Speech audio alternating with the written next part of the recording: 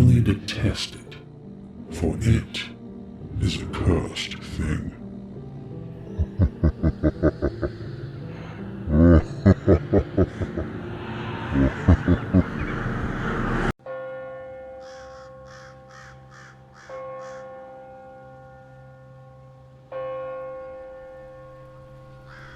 I have a bayonet my father gave me.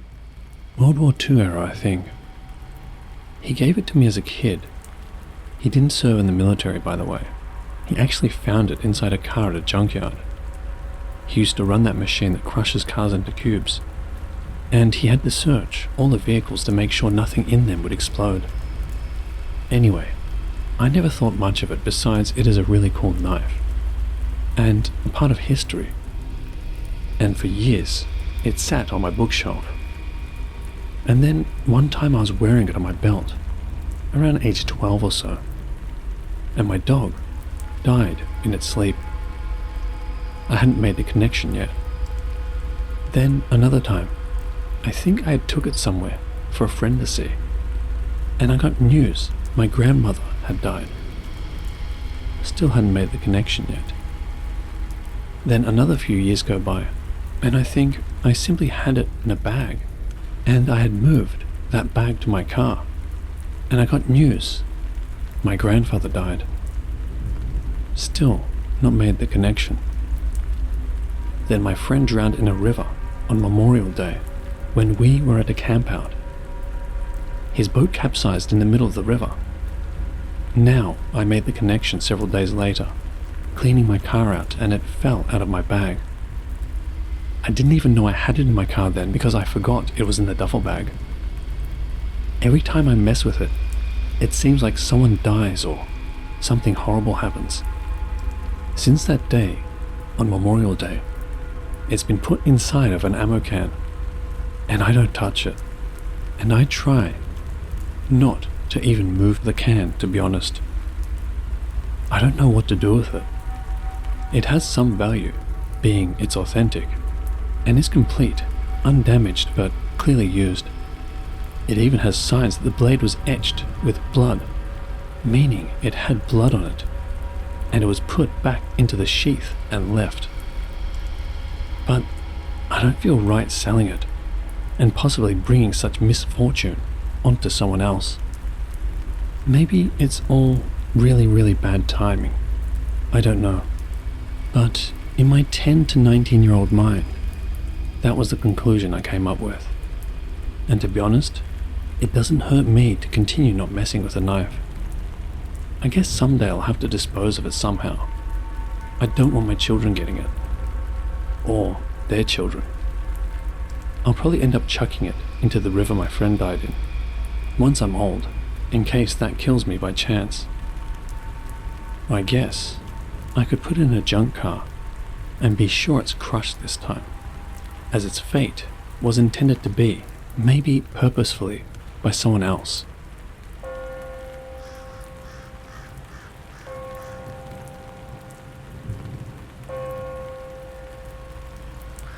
I just want to share a story that happened with a guy who stayed in the same dorm I was staying at in college.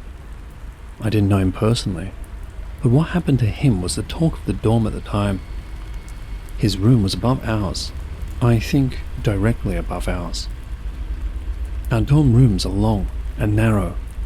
Upon getting in, you have 3 connected bunk beds attached to the wall on the right, then cabinets and desks on the left. At the end of the room, opposite the door, is the window. Typically 6 people occupy the room. Let's call the main guy in the story Jake. He lives in the city. Our campus is in the province, 2 hours away. One day he randomly saw an old metal artifact on the street, and he picked it up. Amused, he put it in his pocket and brought it back to campus. We usually call those artifacts Unting, and it is believed to grant the holder the power of invincibility or some other kind of ability. But after he brought it to the dorm, strange things started happening to him. Some things I remember were he always sensed that someone was behind him, like close behind him. And when he went up the ladder to the top bunk, he felt hands pulling his ankle down. At first, he's the only one who experiences this, but after a while, his roommates also feel it. Afterwards, they started hearing noise from the cabinets. I think it was either a banging noise or someone moaning. The last straw for them was about the huge, full-body mirror they have attached to the door, when they suddenly found it hanging on the window, the other side of the room. They all freaked out, so they went downstairs to the second floor and left the artifact on the study area table in the hallway. As they got back to their room, they hear a small, clanking metal sound. Alas, the artifact was suddenly under the bed. When all this was happening, Jake was so stressed and had a glazed look in his eyes. He was so out of it. I don't know why he still has the artifact when all those things were happening. Maybe he tried to get rid of it, but he couldn't. After a few weeks, I heard that Jake moved out of the dorm, and I never heard anything about him since.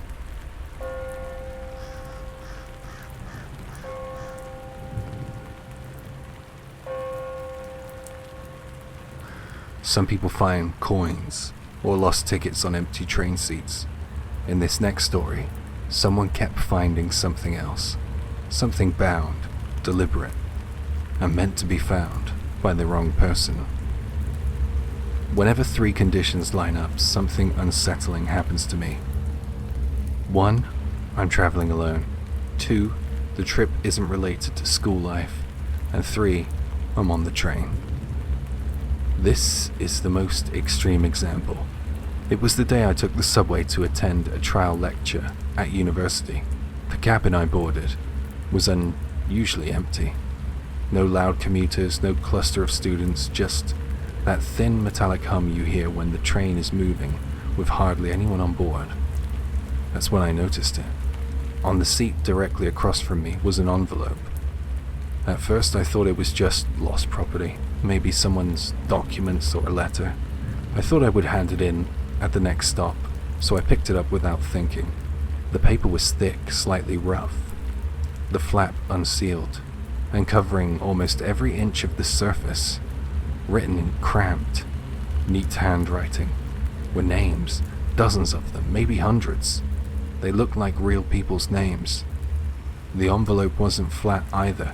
Inside, something bundled together shifted slightly when I tilted it. The moment I felt the weight and texture of it, the thought dropped into my head, clear as anything. This is a cursed object, and the thing inside is hair.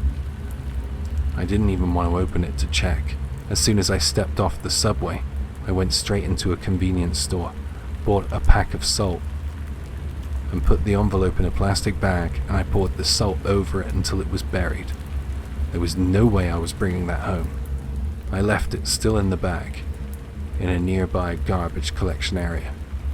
I felt a bit guilty. What if it was someone's forgotten item? But everything in my gut told me to get rid of it. I thought that was the end of it, but 3 months later, after taking an entrance exam, my mum had accompanied me. On the way there, but I was going home alone, I saw another envelope. It was on a different line, a different seat, but I knew straight away what it was. The handwriting was different. The number of characters in each name varied, so it wasn't the exact same envelope, but the structure, the feel of it, was identical. I dealt with it the same as I dealt with the one before. A week later, I had another exam at another university, and there it was again. Same kind of envelope, same feeling in my chest when I looked at it. And then the very next day, another exam, another envelope, only this one was different. It looked older. The flap was torn just enough that I could see what was inside. Hair, tightly bound, with a strip of paper like a talisman. The smell coming from it was foul, like something that that had been wet and rotting in a closed space. Nobody else on the train seemed to notice. They didn't even glance at it. This time, I didn't just want to throw it away. I wanted to call a friend who lived in a detached house with a yard and ask if I could come over. We dug a shallow pit, placed the envelope inside, covered the thing in salt until it was buried, and then we built a fire over it and burned the whole thing. The stench that rose from it stung our nostrils. It was foul. When all that was left was ash, we scattered it into a river. Before and after burning it, we sprinkled ourselves with salt, just in case. And since that day, I've never seen one of those envelopes again. I still have no idea what they were, or why I was the one finding them. I just wanted to post it here to see if anybody else knows. There's some additional notes. When I say outside of school life, I mean trips not related to commuting. School events or club activities, no tournaments, no training trips, nothing like that. Also, there's this other thing. Whenever my mother and I travel, just the two of us, by train, we always seem to encounter someone in trouble and end up helping them. During the trip to that first exam, for example, on the way there, we gave direction to 2 foreign tourists. On the way back, that was when I found the envelope. One last detail. Whenever I find one of these envelopes, the train car is always, without fail, strangely empty. It's almost like everybody else knew not to get on.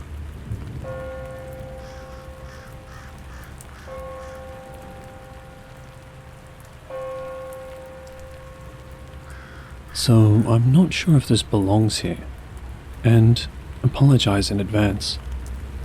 So before I start, I want to mention that I have posted about the same car on Reddit before. Now, I currently own 2 vehicles, a 2008 Mitsubishi Lancer and a 1998 Nissan GU Patrol. The car in question is the Lancer. Now, a quick backstory. The car was bought by my sister back in 2014, and she owned it up until 2019, when she upgraded to a Jeep. During this time, my sister had many strange, creepy, and terrifying experiences on the road at night with this Lancer. Any other car was fine, but something would always happen when she was driving this Lancer, and this Lancer only. Things like people in a back seat, shadowy creatures darting in the road, people who would disappear in the rearview mirrors, are just a few of the things. Now, the Lancer was given to my mum when her 2006 Toyota Camry broke down, but due to health complications, Mum died soon after, leaving the car to me. I love this car. It's my pride and joy. It's reliable and has been an important part of my life. However, I recently have noticed that I've been having creepy experiences with the Lancer. See, I can drive my patrol at night and feel completely fine and safe. But when I drive the Lancer, I get unwanted hitchhikers, or I'll feel someone next to the car, despite moving at 100 kilometers per hour. I've seen things charging the car at night, and overall, I get an uneasy vibe from the Lancer, but only after dark. And this is just the tip of the iceberg. Is this normal? Or am I paranoid?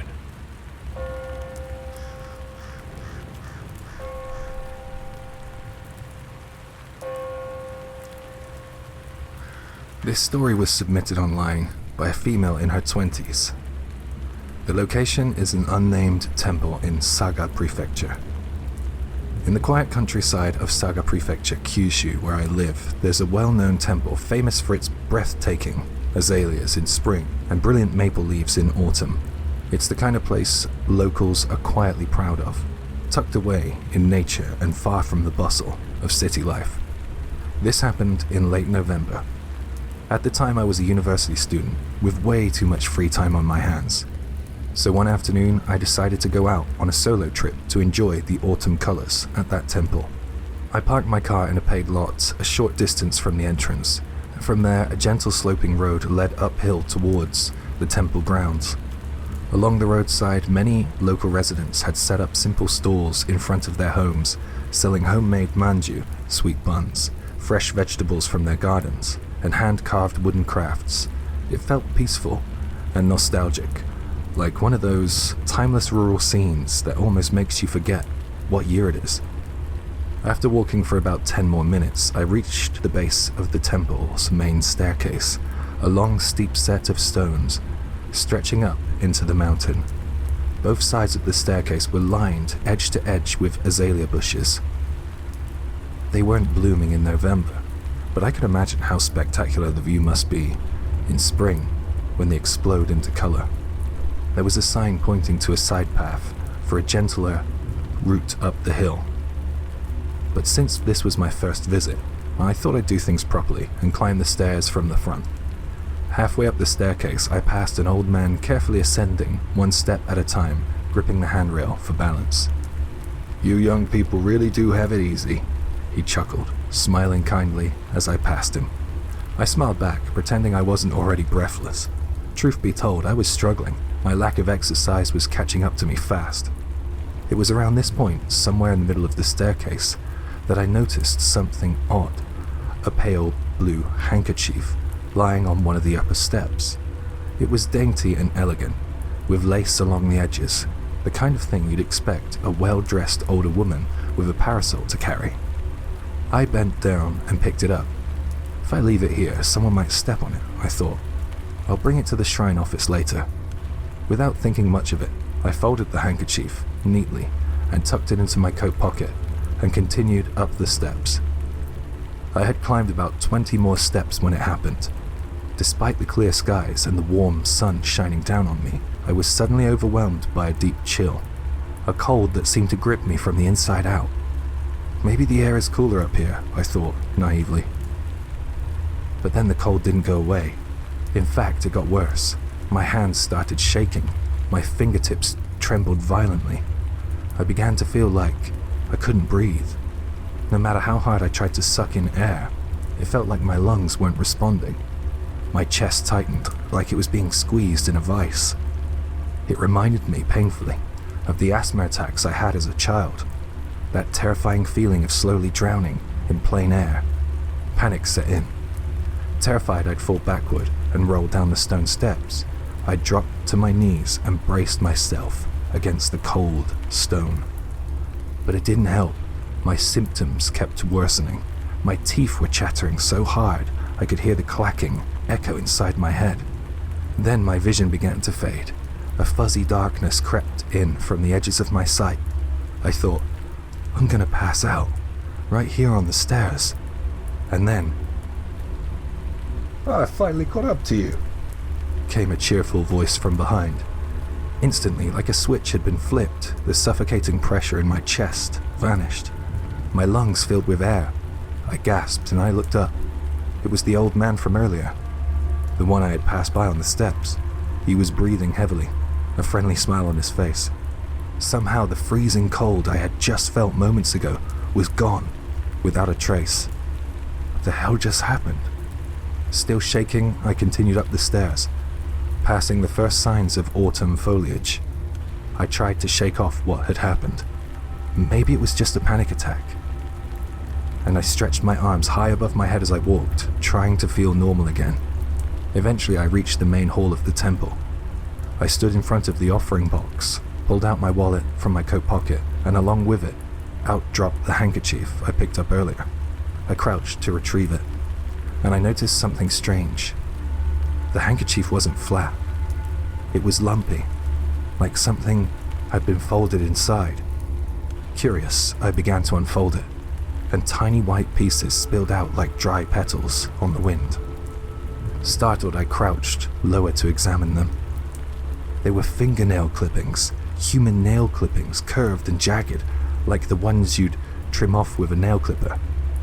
What the hell? Disgusted, I picked up the handkerchief again, and that's when I saw it. Inside, wrapped carefully, was what looked like a damp, partially dried umbilical cord. A wave of nausea rolled through me.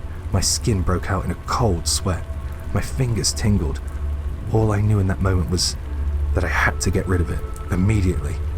I clumsily refolded the handkerchief to hide the umbilical cord and placed it on the edge of the offering box, and I fled. I didn't even finish my prayer. There was no way I was going back down those stairs, so I took the detour path instead. A steep slope that twisted down the mountainside. It was long and tiring, but I took it slow, stopping to rest as needed. Eventually I made it back down to the bottom, and as I turned to glance back at the path I had just come from, I noticed someone standing about 15 meters away, half hidden in the shadow of a house. It was a woman, thin, wearing a long skirt that reached down to her ankles. I couldn't tell her age. Her face was young, but somehow not. Her presence felt wrong. Even from that distance, her eyes stood out, huge and round, with a strange intensity that pierced right through me. And the second I met her gaze, I knew. That was her, the one who owned the handkerchief. I don't know how I knew, I just did. Was she trying to curse someone? Well, I didn't want to find out. I turned and jogged towards my car, the woman's eyes burning into the back of my head the whole way. She didn't move an inch, she just stood there, her massive eyes boring into me like she was drilling a hole straight through my spine.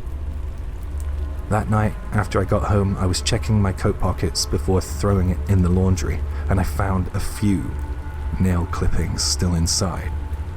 They must have slipped out of the handkerchief and stayed there unnoticed. And then I had the terrifying thought, wait, was I the target of the curse? I couldn't think of why anybody would want to wish harm on me. I don't have any enemies, I've not been through any recent drama, but the second I saw those nail clippings again, that icy dread returned. I knew I couldn't just throw them in the trash, not in my house. The idea made my skin crawl. So I walked over to the river near my home and I threw them in, watching them vanish into the dark current. That's everything that happened that day, but I still wonder, who was that woman? And why was she staring at me like that? And that handkerchief? The nail clippings, the damp umbilical cord? Was it some kind of cursed object? And if it was, what happens to someone who picks it up? So far, nothing unusual has happened, but every time I remember those wide, glaring eyes, a shiver creeps down my spine.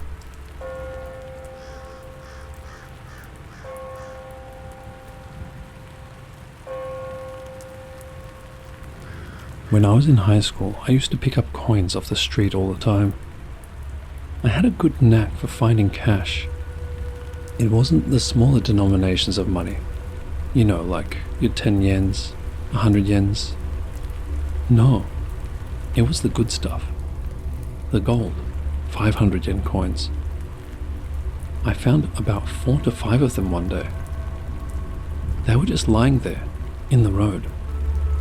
Usually when you find something, you get a sense that it has been dropped by someone. You know, like a pack of smokes, a wallet, or a phone. These coins were spaced out over a distance of about 2 kilometers. Plus, the coins were in a straight line. It was almost as if they were leading me somewhere, like the breadcrumbs in Hansel and Gretel. As I was a poor student at the time, I gleefully picked them up. I followed the line of coins from the pedestrian crossing near my house, right down to the nearby river. I'm older now, and if I saw that nowadays, then perhaps I would report it, because it does seem a little weird in hindsight. But as a high school kid, I just thought of the opportunities. I could buy myself a game or something secondhand. I could also buy some sweets for my friends after school. I felt as if that money was rightfully mine. The next morning when I woke up, I felt unusually sluggish. I felt awful. My joints ached. My throat was sore, and I was having trouble breathing. A while after my alarm clock went off, my mother burst into the room, looking like a demon. "How long are you going to lie there in bed? Get to school," she said. She was shaking me and trying to get me to get up and get ready for school. Then she touched my forehead and told me that I had a fever. She told me off for not telling her sooner. I asked her not to shout because I also had a headache. She left my room and came back with some medicine. "Thanks, Mum." I thought, why do mums always become so nice when kids are sick? Why can't they be nicer more often? Thinking back on that makes me laugh. My mum was always nice. I think I was too young to notice all the things she was doing for me at that age. Anyway, the following 3 days were terrible for me. My fever continued to rise and showed no signs of stopping. I was so sick that I couldn't even hold my water down. My parents were so concerned for me that they took me to a hospital. As soon as I was in the hospital, the fever went away. It was amazing. The doctor was puzzled and told me that I was okay to go home after just one night there. Mum came to pick me up in the morning and she asked me what I wanted to have for lunch. We were driving to a nearby family restaurant, and then something terrible happened. That was the moment that a car came across into our lane and collided with us head on. Mum broke 3 ribs. I fractured my right tibia and right arm. Just as quick as I was out of hospital, I found myself back in. We also heard that Grandma and Grandpa's house had caught fire. They were both fine, and the fire damage was minimal, but nonetheless, it was a terrifying week for us. We were all suffering with some kind of misfortune. My grandma was going on and on about us being cursed. She didn't see the accidents as coincidences. My grandparents are deeply religious, and they went to consult their close friend and Buddhist priest. When I think back to her saying, it's a curse in the hospital room, I can't help but smile. Anyway, when I was discharged, Grandma made us all go to the temple to see the priest. He did this kind of exorcism thing. After he was finished, he seemed a little indifferent with it all. He walked over to me and asked me if I'd found anything unusual or if I was given something recently. That's when it clicked. He saw my realization and smiled at me, like he knew. Then he explained, "Careful what you pick up. A long time ago, people would intentionally drop things in the street to get rid of negative attachments and evil spirits. It could be cursed objects too, like money, rings, or whatever. The idea was that the person who disposes of the object passes on their bad luck to the person who picks it up. It's like the item brings about misfortune to the scapegoat who takes it home. In this case, I am guessing that's you." With that, the priest left us. I never believed in the supernatural or the paranormal until that day. But there was something convincing about the priest and all that happened to me and my family. It taught me to try and open my mind to other worldly possibilities. I returned later with the coins and gave them to the priest for him to purify. Now I am an adult. I just want to end on one more experience here. I saw a diamond ring outside my workplace recently. It was so obviously placed in the middle of the street, anyone would have noticed it. I didn't dare pick it up.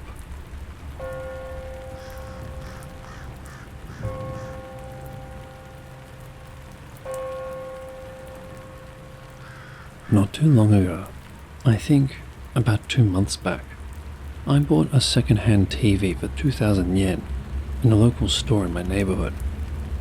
My TV suddenly broke one night, and I didn't really have the money to replace it, so I just bought something cheap and second-hand as a quick fix.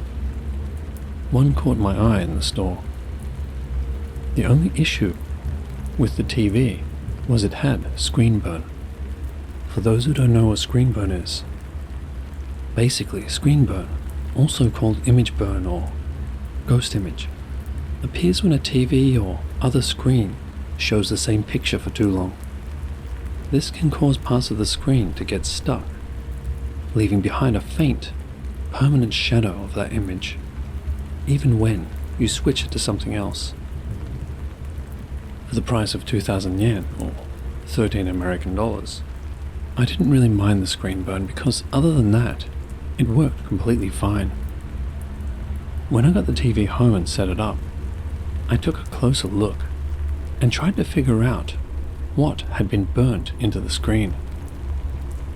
To me, it looked like this TV had been used as some sort of security camera live feed because it was portioned into 4 separate boxes. When I was watching TV in some of the lighter parts of whatever I was watching, I could kind of make out that this security camera feed was likely inside a building. It was like the 4 portions the TV was divided up into were cameras in different rooms. It was kind of annoying to say the least.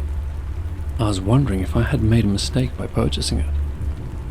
Throughout the week, I started to think that I had been conned out of my money because that TV seemed to have more defects than just the security camera screen burn.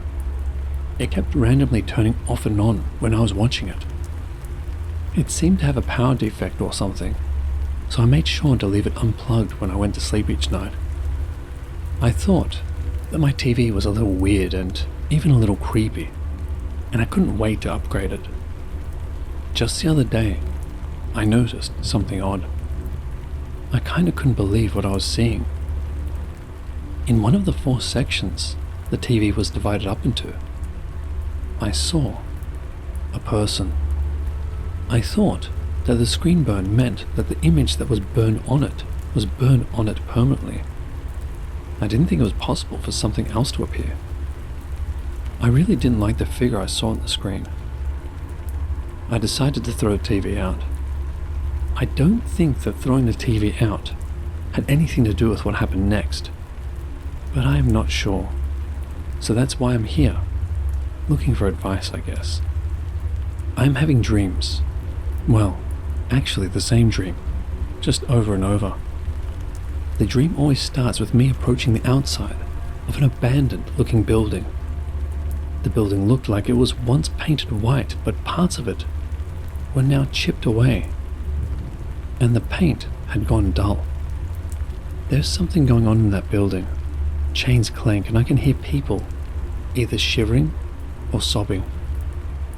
I feel as if people are being held against their will in there. I turn to run away from it in my dream because I feel a terror inside of me so profound that I feel my throat closing up. Just before I turn to run, I see a dark figure step into the entryway. I think that was the figure I saw on the screen. I try to run, but I can hear car doors open and people begin to chase me. I stumble and scramble around the floor because the floor is littered with junk. I try to get to my feet, but then I can hear footsteps close in on me. That is usually the point where I wake up. The abandoned building is in the middle of nowhere. There was no other lights, apart from the ones I could faintly see through the doorway. I have no clue where it is or if it exists. I don't know what to think. Could the TV be related to it? Update. Thanks for the advice, everyone. I think I'll go with this suggestion. Why not go back to the second-hand store and ask where they got the TV from? I'm going to go and ask tomorrow. I need to stop having these dreams because I can't take it anymore. I might need some counseling. Update 2. Sadly, I couldn't get any information, and the store owner was really off-handed with me. He told me not to rake over old graves and to mind my business. I guess that he is just protecting his customer's identity though. Back to square one, but at least that TV is gone. I got a new one now.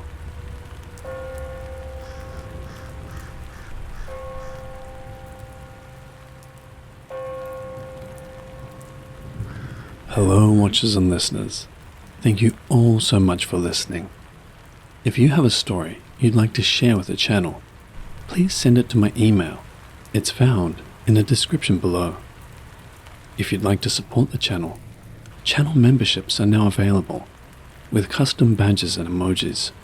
Only one tier at the moment, but more will be added soon, with more perks. So, feel free to check that out if that sounds interesting to you. And, as always, the biggest thank you to all of you. I truly appreciate all of your support throughout the years. And remember, Papa loves you.